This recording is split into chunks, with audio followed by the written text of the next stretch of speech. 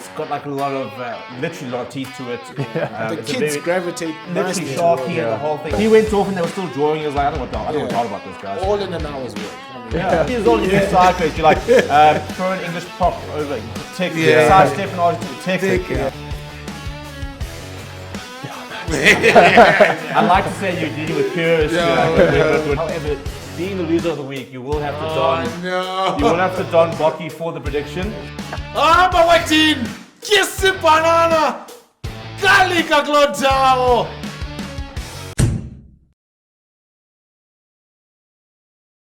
Welcome back to another episode of Maul and Disorder, aka The Mad Show. Lots to come up. We have got the greatest rivalry tour officially kicked off. The Boks sneaking past Argentina, a Sharks rebrand, and joining me in studio, I've got, as usual, Mr. Wildlife Man himself, Wes, back from his various travels. Stephen. And then a man you might have heard behind the mic across various different things, a cricket commentator, rugby commentator, part-time rugby player, club rugby player every now and again, dabbles in a bit of the cricket.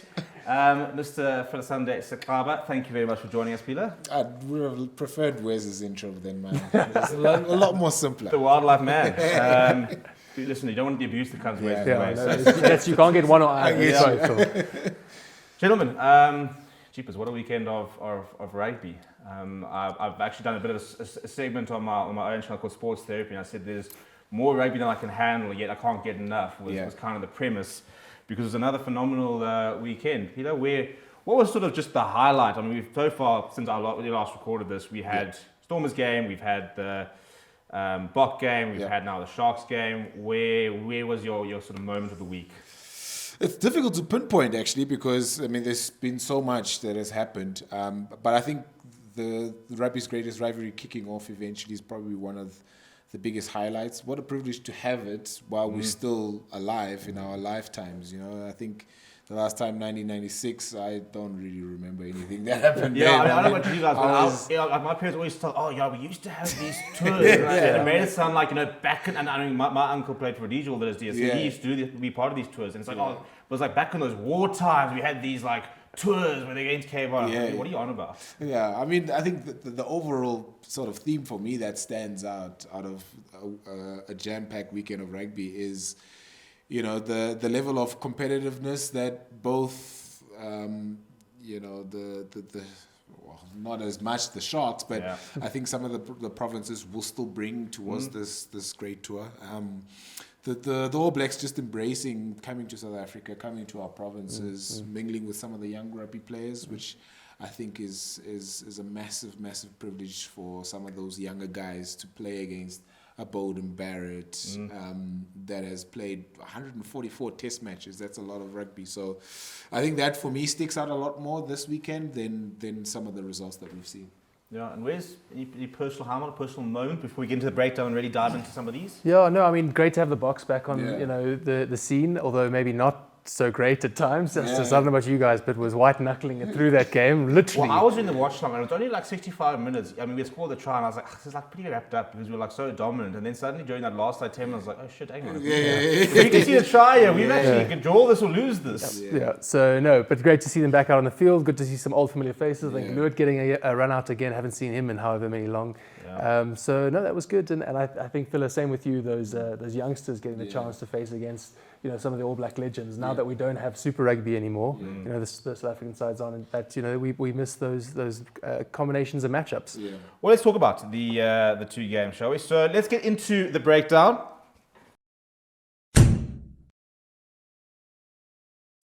So we've so far had two tour matches, two different answers, I suppose, in terms of where the teams are, but and two very different occasions, and where the last night definitely played its part. But Friday, All Blacks 38, Stormers 21, level at 14-14. I think it's 66 minutes or 67 minutes. 47,000 people in the stadium, and a Weinberg contingent which didn't shut up, which was phenomenal. I mean, you couldn't have asked for a better kickoff, really, for the tour, hey? You couldn't have, and I think that was a really great spectacle. I mean, 47,000 people on a Friday night in Cape Town is a special effort. They obviously love their rugby there, and All Blacks are obviously popular down in the Cape. So it must be difficult because I was saying, even your Cape Crusaders and they call it, but they love Western Province rugby. It's like those are the two things. Like a lot of them, even not only the Boks, but Stormers. Yeah. All Blacks, those are the two. So it must have been an interesting dynamic down there. Yeah, it was nicely split down the middle in terms of the support down there. But I think what really stood out from that game for me was, the All Blacks coming into their own in the last 30 minutes. We saw it again last night against the Sharks, 14-0 at halftime, and then, running away with it in the last 30 minutes. And I think that's one of the big fundamentals of what made All Blacks so good and unplayable over a very long time is how they were able to finish games. And it sort of it's coming back ever so slightly now under Dave Rennie, where a lot of their emphasis is on trying to run the ball, trying to run a position off their feet, off the park basically, and then in the last sort of 20-30 minutes turn up the tempo. And we saw it in Cape Town, where the Stormers were commendable in how they kept up with the pace of the game, but ultimately an international side of that caliber in the last 20-30 minutes is always going to be potent. And then the Sharks obviously also being blown off the park. So that for me is going to be one of the things that probably Rassie is going to have to note going into those three tests. The bomb squad was back against Argentina. Exactly. I don't think that was necessarily a coincidence in terms of how we're going to play, because especially the local sides, and I was speaking to you had Ackerman yesterday, and he said at the end of the day we are still in our pre-season phase. Yeah.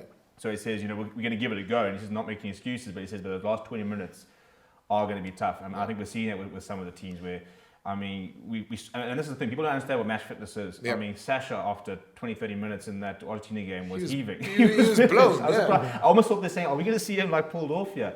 But then where's last night? Dreadful conditions, awful. A Shark side missing a lot of their, even just without the Springboks in camp, a lot of players in general missing. Bit of a down, I suppose, from Friday night, but I think also sort of showed you the reality of the levels to the game. That the Stormers had a 50-50 combination in terms of some Currie Cup players, but still some URC players. Last night, Sharks didn't have many URC players. But I think the big thing you've got to try and find the positives. The front row that came on for the Sharks, 19, 20, 21-year-old, up against your Ethan de Groot's, Fletcher Newell's, Amur. How cool is that for the Sharks players, even if the scoreline maybe doesn't create the best spectacle? Yeah, no, absolutely. And I think we'll talk about spectacle and we'll get to it a bit later, but Nonu there in the lineup, we'll tease that a little bit. But I think great, and we were talking earlier about how awesome it is for those youngsters to face some of the legends of the game from across the ocean that they wouldn't face otherwise.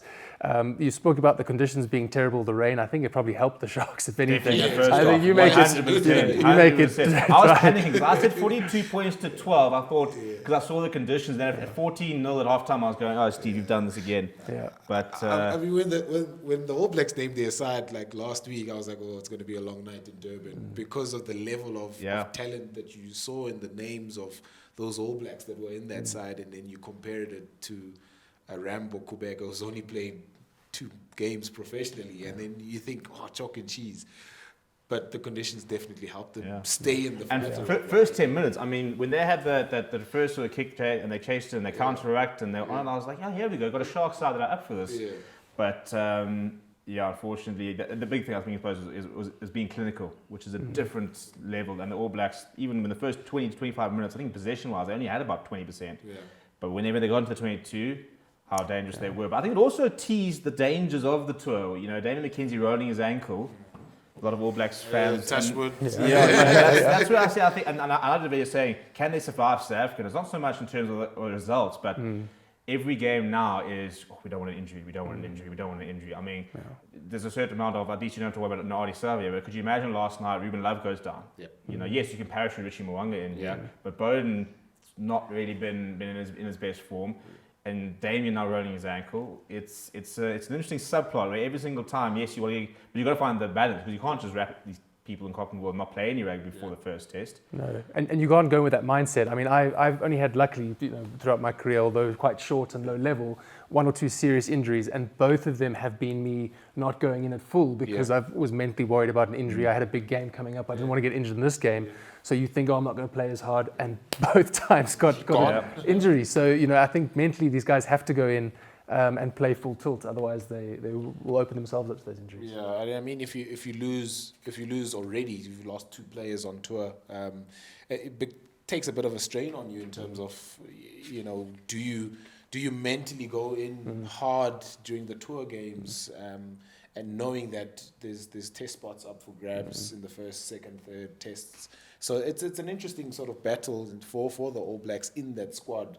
How hard do they go against the provinces? And fortunately, hasn't been a lot of damage. It's only 2 players that have. It's coming as far as I think. I was just saying, I was at the Bulls yesterday, and you're looking at some of those players, and I'm thinking, listen, you guys were tested in the Stormers, but that Bulls side have got some big physical boys. And I mean, you talked about some of the players going into it, and I think that there's certain players who have almost thrown themselves into a you kind of have to select me. And you speak about going in full contact. I mean, Antonina Brown, for example, Peter Lakai in the first game.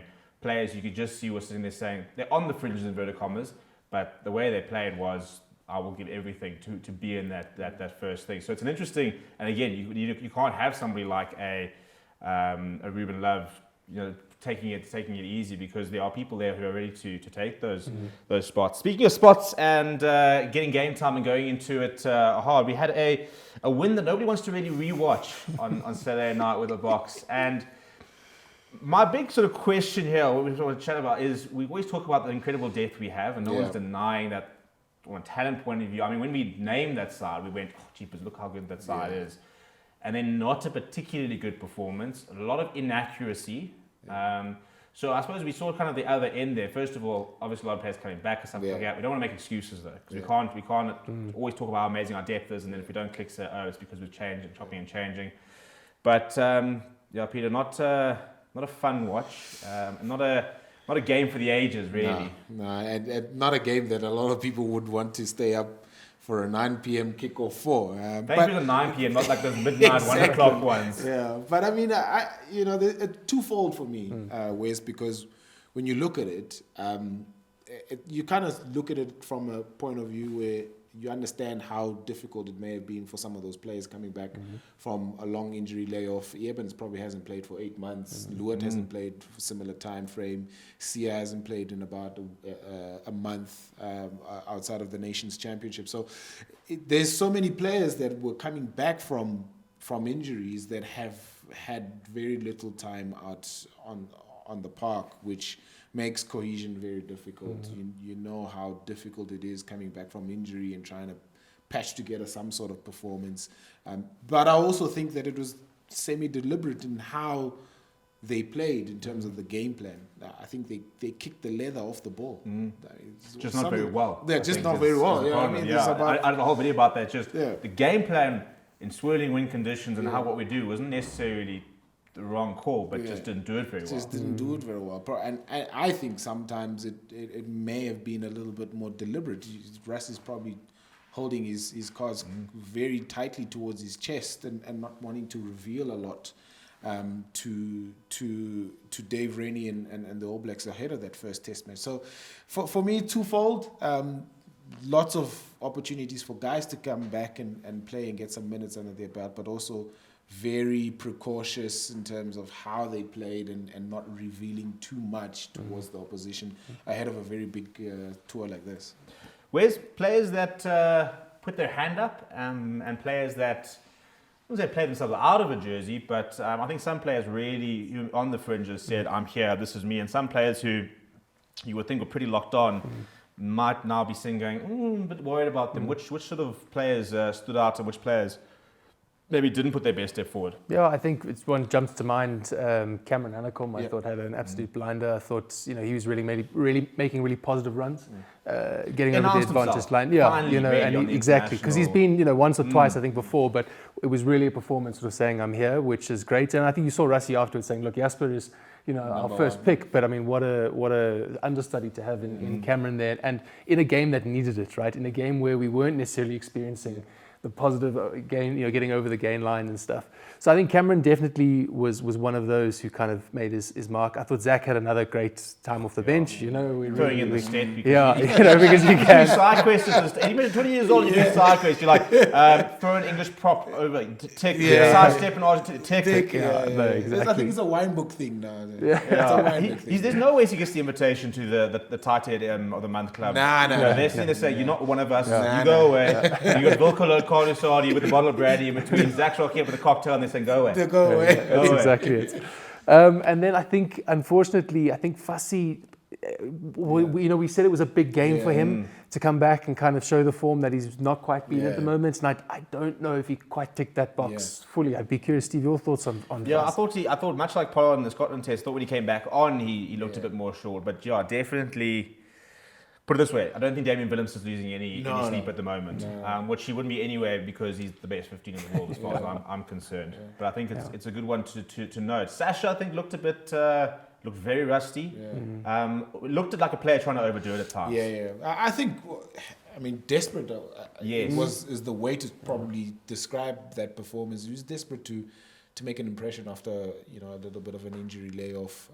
He was trying to physically assert himself on the occasion, remind people who he still is, and I don't think a lot of people have forgotten who he is. Those kind of sorry, my bad. No. But that kind of performance makes you wonder how desperate he was to get back on the. You wonder. Do you think it's a case of? When you look on our teaser, I said yes. You want to look at the first test team. Just look at who we've left behind, because there was a full 15 that was left behind. A couple of players who will come out, but. The back line, I think we call the back line. You kind of wonder if Rassie's basically said, listen, Marnie's our locked on 10 for Ellis. The conditions suit him. So, again, I think it's a good point, because I think Sasha kind of looked like a player who almost needs to sit there saying, listen, I'm desperate to play against the All Blacks, and I need to show you that I'm ready to go. I'm like, throw me in. Put me in, coach. That like overly physical, and we know that it's pretty much his style of play, but, I think maybe a tap on the shoulder was to say, look, you don't have to be insecure about it.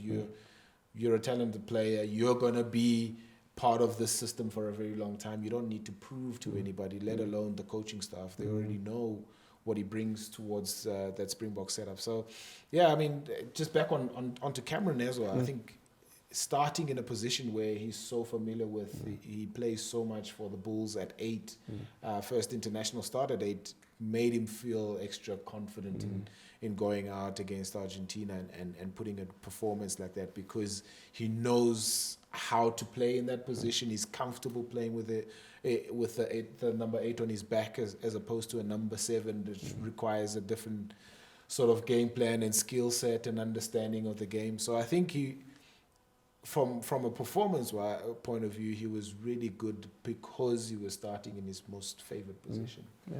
Yeah. Well, let's get into the loose trio. Because we've got two fast stories I want to get through, and one we're going to sort of very much experience in a bit, but two nice little subplots of the last week. Last night, we saw the All Blacks bring out the haka, Ruben Love leading it, which is really cool. Obviously, his dad also played for the All Blacks. I did say probably one of the less intimidating players who hadn't led the haka before. Yeah, we were the Piri Weepu era. We had Tana Uma there. So, but again, I think it was cool to see. And then everybody teased about, were we going to see a response? What was going to be the response? Somebody said he's going to join in on the haka, and it was like, well, no, because you're kind of laying down the challenge, so you're not going to sit there But I did have to laugh, because I think some of the Sharks guys said, some of the Sharks media guys say, no, we weren't expecting it. I was like, guys, we all knew. The Sharks players didn't move. It was all pretty preempted. But regardless of the PR and the whole marketing thing, a pretty phenomenal moment. Yeah, I mean, to see Maunanu respond with a challenge as well, putting it down. Yeah. And, you know, you wonder how many times the All Blacks, you know, when they don't play another Pacific nation team, Fiji, Tonga, so well, I think if you go back to, I think it was Doug Howard at Ulster. They said all those years ago that they did it, and they kind of said, are we going to see that moment? But there's a photo, and we put it on our social media, and it's from the Sharks' point of view, and it's just him obviously, and then the full line of the All Blacks, and it's like, that's a moment. Yeah, it's a great moment, and I think if you could have picked anything from the Sharks' performance, it's probably that moment. So basically, we're like, listen, it's going to be a disaster any minute, but we've got to have it because we've got this 30-second moment that's going to make the tour. Exactly, and it's a special thing, you know, to see that kind of respect being shown by somebody that has given so much to the game. Still going at 44. I mean, he's a big how old are you now, Wes? I mean, older than I'd like. Older than I'd like. So I mean, a guy at 44 still going strong and producing moments like that will encapsulate that sort of game for a very long time. Yeah, I think my interesting thing part now is we've had this amazing sort of love affair type thing, but now it's done. And they said a short-term contract. I mean, I'm assuming that wasn't like a 2-week contract. So we interesting to sort of see what happens onwards, because I don't know if you saw, but he was running water for, I don't know if it was for Maritzburg or against Maritzburg over the weekend. Glenwood. It was for Glenwood. Yeah, Glenwood, yeah. So who were the school that were there? That was the whole sort of tie-in. Yeah. So I mean, he was running water. I mean, imagine being 17 years old, playing the first team, and Maul not. And ironically, in many ways, they're probably too young. Yes, you don't even know what you've got. But I'm so interested to see what he does now, because obviously everyone's talked about the Lorenzo Julius connection there, and going to the schools. But I think hopefully, you know, now that we've had this for the moment, I think this is now where you can really hopefully bring a lot of value to a Sharks team, which is pretty directionless at the moment. No, we spoke about that actually when we were talking about, I think before the rivalry tour got started, we were looking at the club sides and saying, you know, who we thought was going to perform, who we thought weren't. And I think universally across the three chairs here, we all said the Sharks would probably be the weakest performance. And we know there's a lot of decisions and a bit of, as you say, lack of direction and political things and this and that, and just, you know, I know we'll get to the rebranding in a bit, but it all just seems a bit of a mess, and hopefully if it can bring some strategic guidance, leadership, whatever they need, it would be good. Yeah, well, a very cool, speaking about age, and age being a number, potentially the oldest Springbok that never was the oldest Springbok to make his debut. Runners himself, Dion Free, on Friday night. We talked about a desperate to prove himself, and in fact on Monday on our FS Breakfast Club, my co-host X said, with all his injuries, he looks like a player who's playing every single game like it's his last. And I was like, that's probably the best way to describe that Friday performance, because yes, we were all like, eyes on Evan Roos, what's he going to do? You know, eyes on Yakin Ahmed, obviously he's young, we're not expecting too much. You had all eyes on the youngsters, and then it was a soon-to-be 40-year-old who stole the spotlight with a performance of the ages. I mean, it takes a lot to bring him down. It's like he's played over the last sort of 8 months now. We are in 2026. He's probably played a total of 3 games. And every time that he's gone onto the park, he's injured himself. But whenever he's gotten back onto the park, it's like he hasn't been injured for about 3 or 4 or 5 months before that. And he's got an incredible sort of engine on him. He doesn't back down from any challenge. At 40 years old, he's still throwing himself into every contest, winning balls on the ground, creating tries for Siabelo Sinatla. You know, try assist, couple of breakdown things. Went over 60 minutes. Bingo. He went off and they were still drawing. He was like, I don't know what's hard about this, guys. All in an hour's work. I mean, it's incredible. So to see him back at that level again, it's sort of a reminder for the younger players. And Paul de Villiers will probably look at that and say, man, if I can get to at least half of that, I'm winning in life. And it's a great thing to see a guy like Dion Fourie still going strong at 39, 40 years old. And then, Wes, just in terms of very quickly, gets called up to the box squad. An interesting response. Some people saying deserved, so cool, amazing. Some people saying he's taking the spot of a younger player.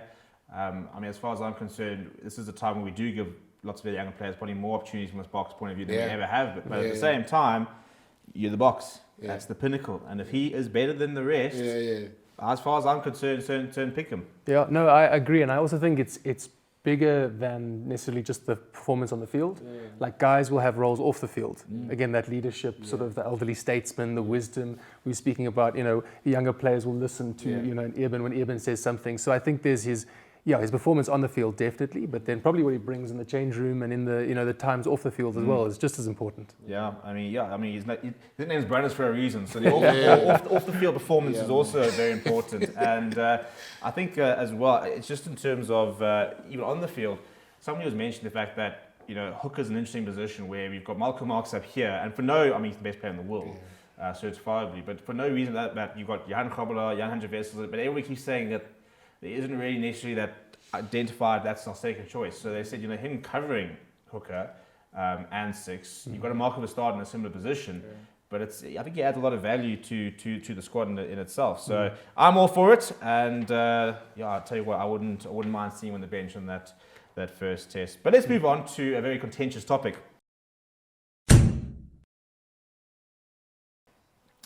So our Maul topic this week is we're going to really get into it, and I want to talk about. We talked a lot about the Greatest Rival Tour. I want to talk about the Sharks, the marketing agency. It's a bit of a rugby club at the moment because they are now Sharks Rugby Club. Announced it last week Thursday, I think it was, about a week after announcing Marananu. Complete rebrand, new logo. They've lost Sharky, which is obviously quite emotional for a lot of Sharks fans. And I think the big thing for me is, and this we're going to sort of get into, is rebrands are relatively essential. Anybody who's worked in these kind of areas will know this. People always don't like change. If you were to go and update the Springbok logo even partially, riot. And it's funny because I've got the old school one which had the Protea and stuff like that. So it has moved and stuff. But a lot of people say that they don't like it. But I think the biggest issue is, and this has kind of become a bit of a continuous theme for me with the Sharks, there's so many issues on the field that I think a lot of people sit there saying that, are we just so worried about off the field that's not translating? How much do you think the reaction is compounded by the fact that they've come off their worst season in a long time? It's 100% that. I think a lot of people look at that rebrand and say, is the rebrand necessary at this time where we are struggling in terms of results? And the currency for any club is results on the field. You have to win games to garner support and favor. If you look at the Springboks, it's exactly how it is. They've been able to win on the field, which has translated to a lot of support for the Springboks. Whether they lose an odd game there or there, the support doesn't sort of wane. So that's the issue I think they're battling with now at the moment, the Sharks, is how do they find the balance between the marketability, the taking the club forward, and the results on the field, and they have to find some sort of balance between that. I've been looking at some of their junior structure results as well. It hasn't been impressive as well. So you kind of look at the whole ecosystem in terms of results on the field and how it's doing there. It doesn't paint a good picture. So how does Marco Mazzotti and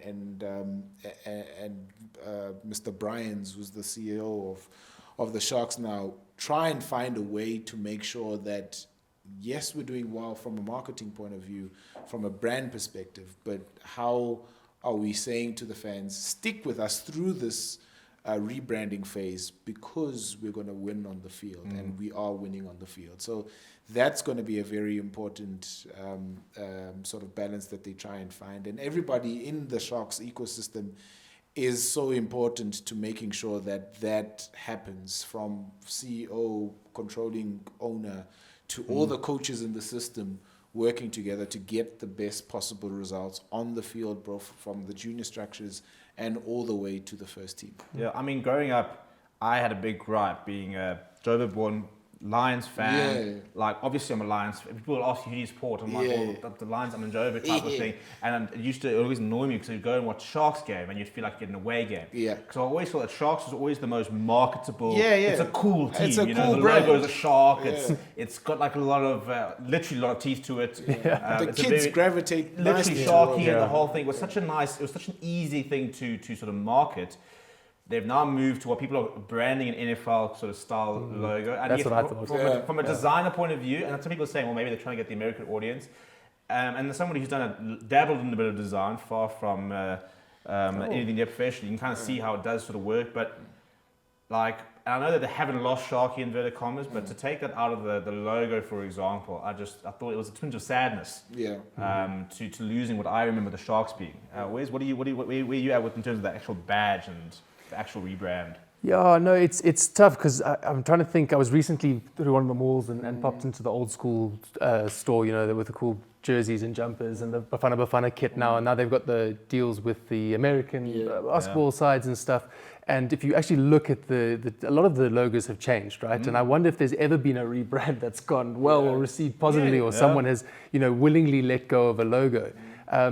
There will be a generation of players or people now who grow up with this being the logo for the Sharks, right? This will be their Sharky.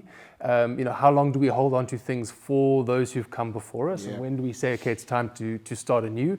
And when better to rebuild the performance on the field than now with a new logo? Now it's like, right, now we can start. We've got this. We're playing for here, trying to almost split the errors potentially. I don't know. I mean, look, I've got no vested interest necessarily in the Shark logo itself. I was never a Shark supporter. There's the history, the right. I mean, when I think of that Shark logo, I just think of John Smith in that Shark.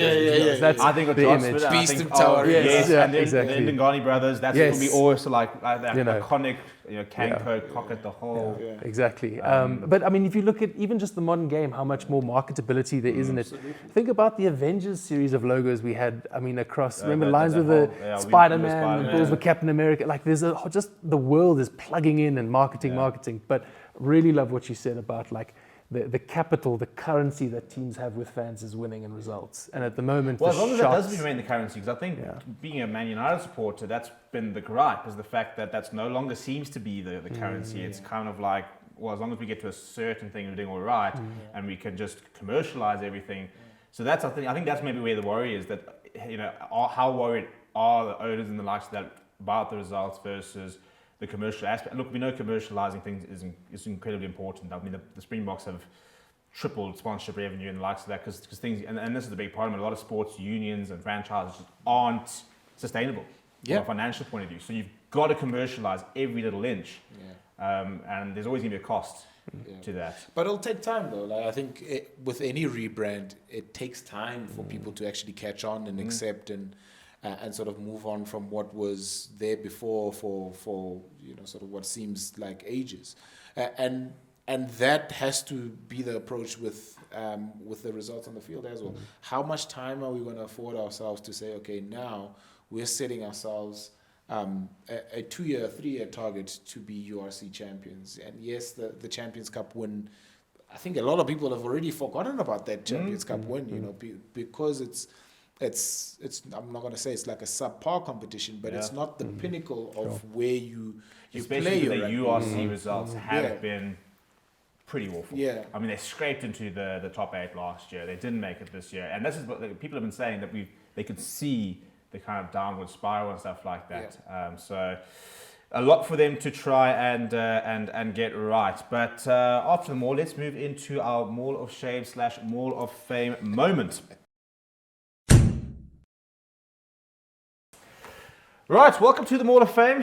This is one of our fun segments, and basically each week we'll look at a moment, and then we put on our lovely little Maul of Fame or Maul of Shame moment over here. So previous winners of the Maul of Fame, we've got Carlos Hardy's scrum performance. In the Maul of Shame moments, we've got our England red card incident. No. If you haven't seen that incident, that video of the prop over there, it's the most disgusting goose step attempt of all time.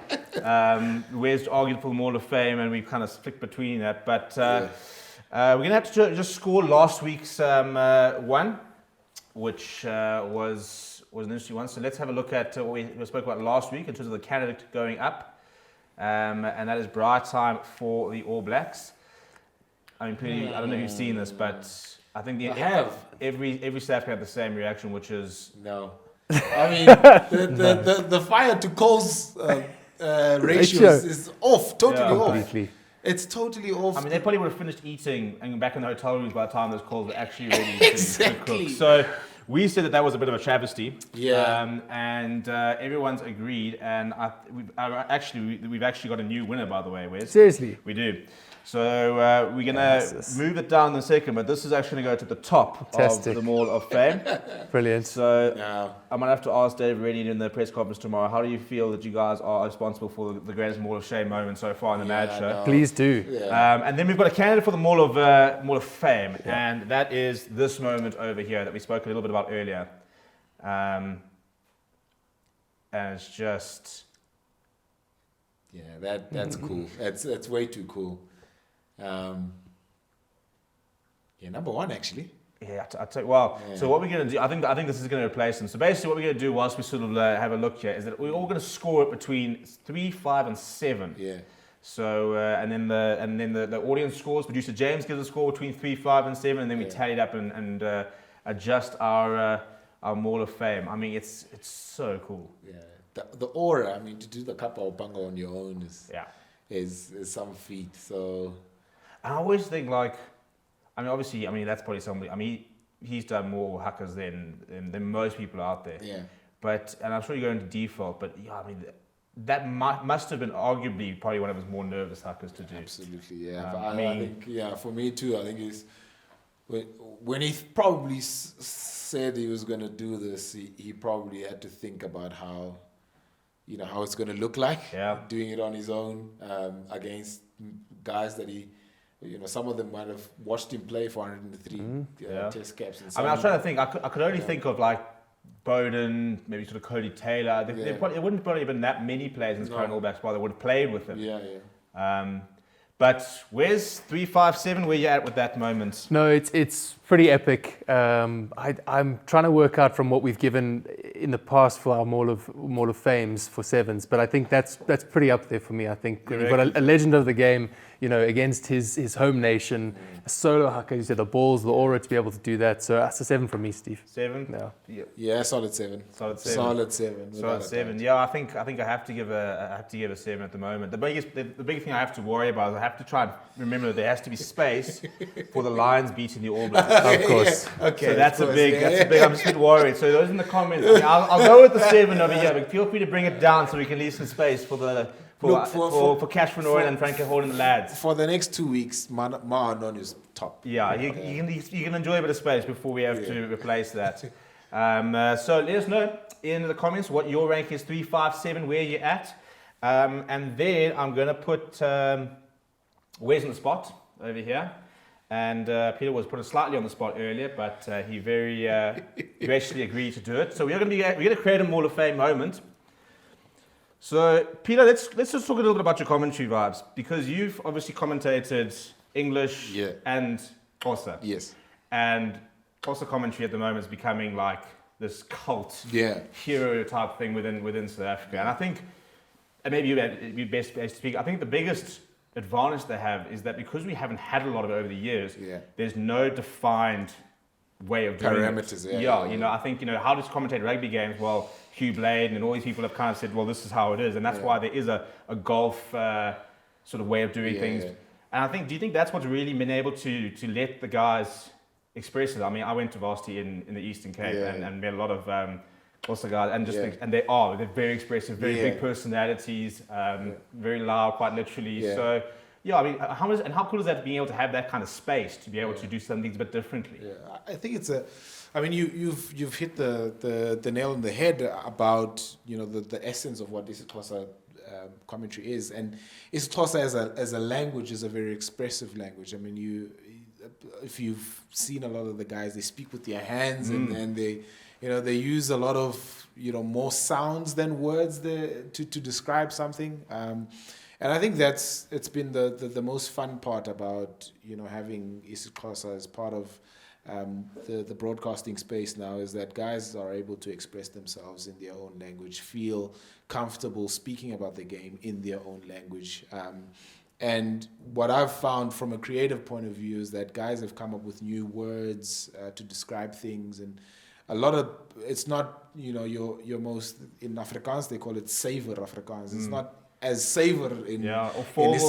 I always think about the moment, the load shedding moment. That's exactly. And you think that's literally guys just shouting load shedding in a studio, and it's like you would never do that in your formal space. Yeah, the director would be in your ear saying, "No, please let's." But in isiXhosa, there's room for freedom, which I think a lot of people have really sort of gravitated towards. I think that's the last thing. I mean, I was actually watching last night on Park, and obviously not being able to understand all of it, but being able to get a lot of the gist because of just the way that it's so sort of expressive. But I think one of my favorite things watching it is just being able to feed off other people's energy. Yeah. Which is really cool, because I've always been someone who it's almost like being in a social setting and someone starts telling a story, and then you jump in and you kind of just hyping each other up. So we can't really hype you up too much. But what we've decided to do is Wes has sent through some clips. Oh no. Which we told him was because something completely unrelated. So we've got 2 clips, and Wes Peter has graciously said that he will commentate your clips. So Peter, this is from Wes when Wes was on the track to become an American player. Okay. Played for, I think, both those clips for American A. Yeah, for the university side. For the university side, before he went to, and they're right at the end. So we're going to move to them, and then Peter, you're going to take us away. And Wes? This is an honor, actually. Well, you're going to assume it's an honor. He might absolutely grill you. You just wouldn't really know. As long as it sounds cool, bro. Yeah. Well, producer James, line up the 2 clips, and then Peter, over to you. Sanayo kahle ngena ngaphakathi nakuwes hamba wedini kisi banana kalika kulondawo kini lo mntana sebenzile akakwazi ubanjwa lo mntana ngena kahle ngaphakathi bazama ukumnqanda kodwa akakwazi tu susa madoda nje kahle kalika kulondawo. Jeez, I'm ready. My shoulder's feeling good. I think that was one, and then Peter, we've got one, by the way, this is the favorite thing we've ever done on the show, and then we've got another one which is slightly bizarre, which I thought we'd save for next, but then we've got the next clip is... I was young, Anyway.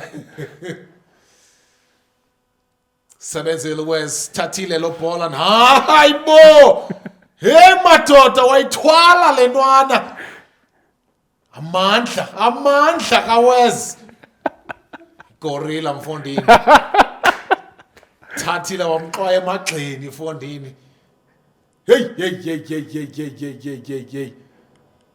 sebenzile ke kodwa Wes. That is the best so cool.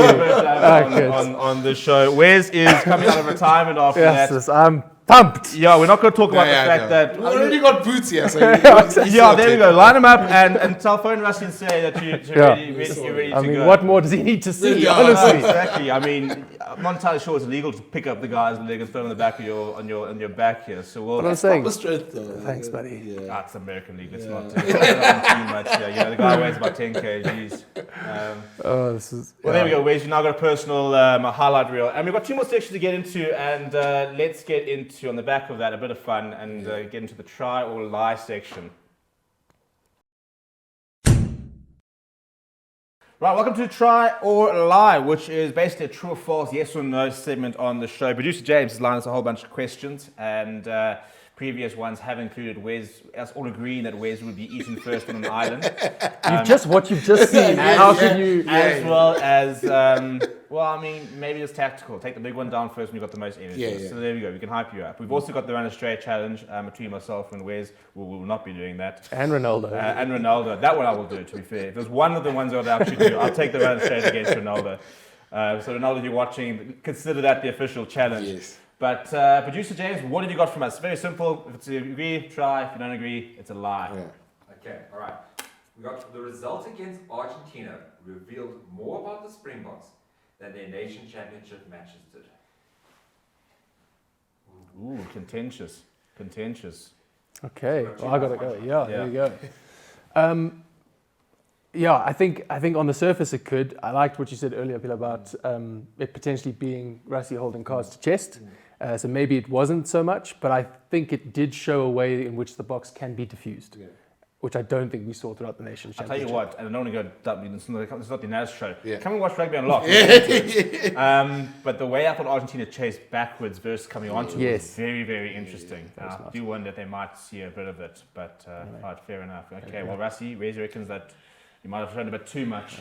I mean, remember, Rassie, what you just saw. How can you, With diffuser kicking in, I'll just carry the guys around. The wild man is... No, if you can put Wallace T to Ari Sevilla on your back and carry them, nothing will take you.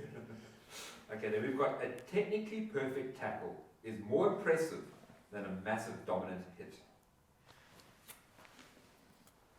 I'd like to say you're dealing with purists, but you tell none of us are coaches. None of us are coaches. None of us in this saying, just. I don't care which side your head is on, just Smash the O. just smash the O. Then you're good. We're all failing our box mark courses here because a little bit of blood. We're South Africans, guys. If them up physically. It's the proverb. It's hard. Okay, then I've got some trivia. So true or false? And we've got John Alomu never scored a test try against South Africa. I think that was true. That is the easiest thing. Yeah, it was like the big. just to be contrarian. No. Easy. That's correct. Yeah. Springboks 13 times without scoring. Washed. 0 points. Imagine. Overhyped. And you want to try and say that he's the best winger of all time. Yeah. And Chase Nkobi is apparently not better than that. Yeah. Okay, and then I've got one for you guys where players care more about beating a former teammate than they admit publicly. Don't try and lie. They mustn't lie. There's no ways that Skalkberger's tackle on free to prayer is not an actual highlight. No. You reckon they don't? Yeah, no. I reckon as much as it's satisfying, it's not the overall picture. It's not the overall feeling of well, then they're much better winning than me, the I game. can tell you right now, on the few occasions where I've had an opportunity to play against my mate, that was World Cup final for me. That was the pinnacle. That's like I'm talking about this for the next month or two. If I beat my old mate. Yeah, 100%. The WhatsApp group, leave the WhatsApp group. Don't even bother. No, and especially these days, like when you've got everything, like, as I said, like I mean, if I'm Skalkberger, every single time Freddie Prayer comes over for the bride, that clip would just be on like a little photo frame, just being played over and over and over. Bruce James? Okay, then not to tease the next segment yet, but after his performance, Steve would become unbearable if he was to correctly predict all the Springbok All Black results. Correct. What do you mean become unbearable? He's already. Listen, I'm having to do a bit of research here. There's a bit of a sketch. I was off a bad start at the Stormers game. Came back a little bit last night, but at the end of the day, you gotta respect the GOAT. Exactly. But we're not off to a good start though. And Pierre, just so you know, where's the first round we did our predictions. Yeah. Producer James was thinking about 20 points. Myself was at 23. Our other. You guys were way off. Well, no, I was saying, so points for the round was 24 points. Okay. Wes was on 10. Oh my goodness. So he's had to come back and... But what he's failing to tell you is I finished the strongest on the Nations Championship. And the good news is that this is pre-recorded, so that can be cut out. So let's move on to the next phase and get predicting, shall we?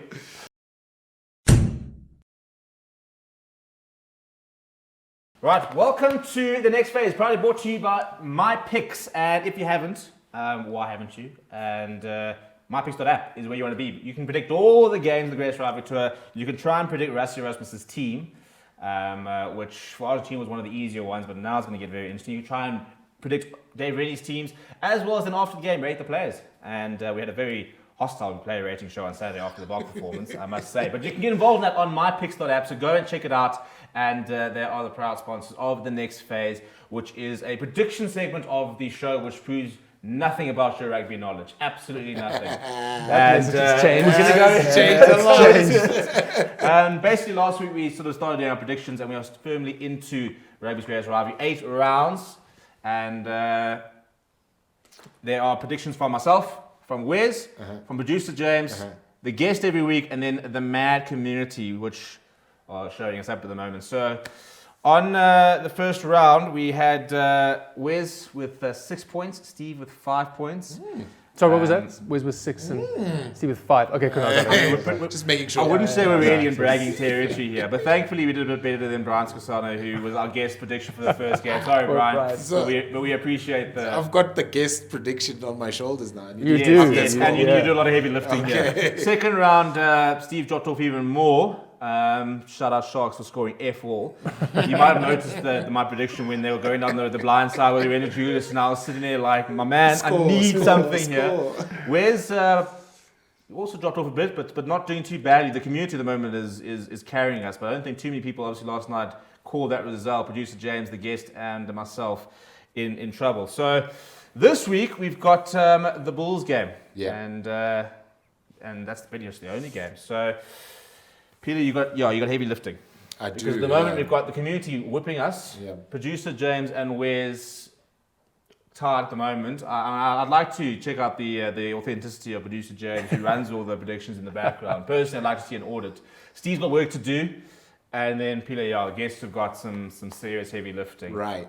So we're gonna need a score prediction, but like I need exact numbers, not a buy. I need Bulls. 12 All Blacks, whatever. Okay.